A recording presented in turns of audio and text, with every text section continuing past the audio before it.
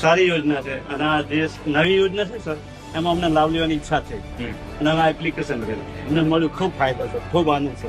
અમે બીજાને પણ મોટિવ કરીએ છીએ. तो बताइए जरा इस योजना में अपने घर में पहले कितना बिल आता था? पहले 5 से 6,000 बिल आता था. अभी लास्ट पहला ही बिल मेरा आया है, अभी 1,000 माइनस आया है, मतलब 6,000 का फायदा हो चुका है.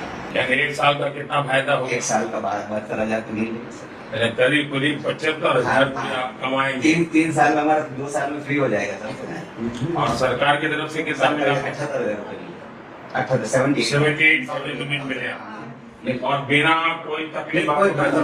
1 महीने का तो आ गया सर. पहले क्या है, हमको 3 पंखा 3 रूम में चला हुआ है ना, तो भी એમ થતું હતું કે લાઈટ બિલ આવશે, डर लगता था. डर लगता था 3 फैन चलाने लगे.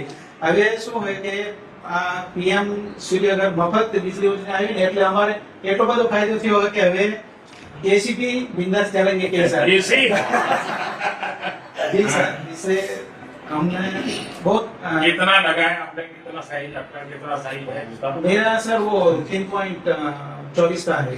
बहुत बड़ा ठीक है. है. अच्छा, कितना बिजली बिल पहले आता था?